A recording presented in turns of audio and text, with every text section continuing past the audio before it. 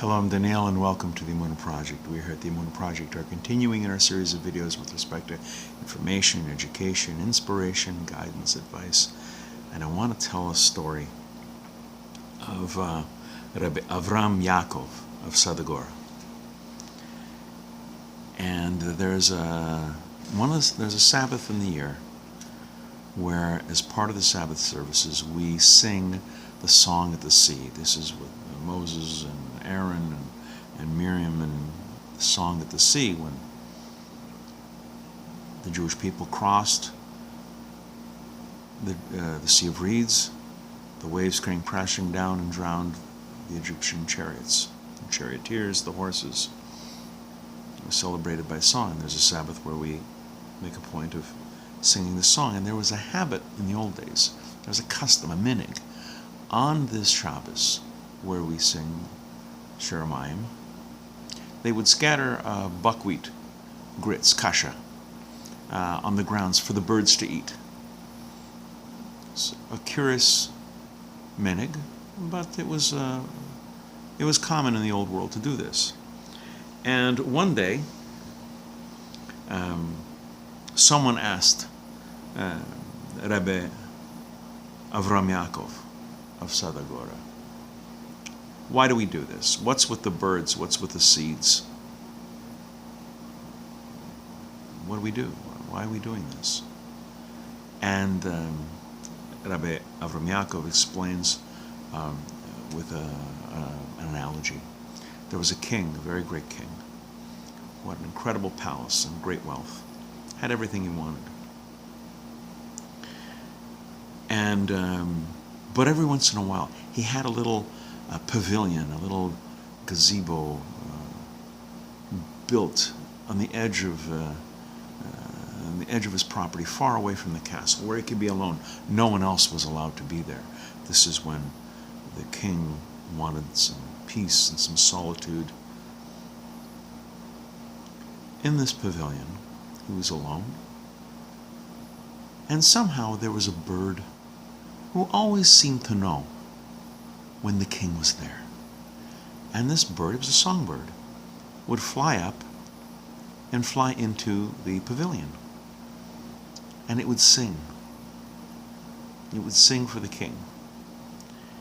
And it was not the most beautiful bird in the world.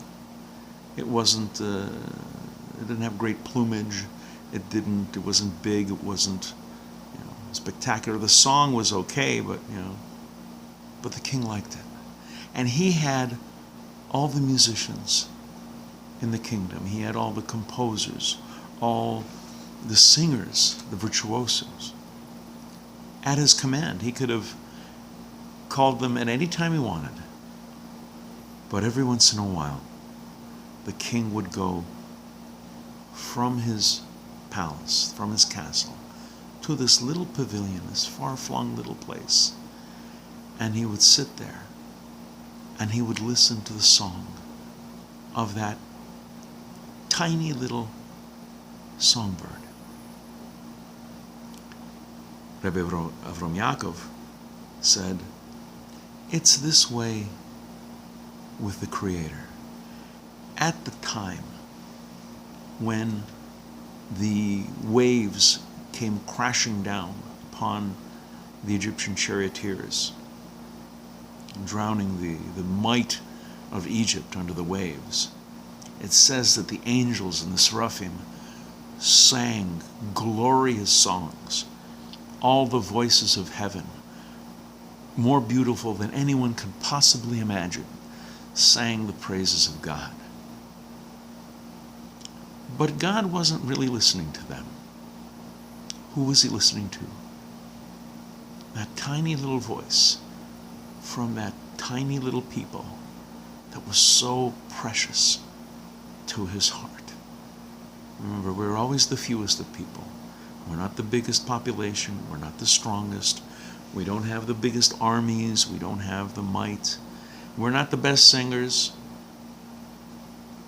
We don't necessarily come up with, classic music the way others can.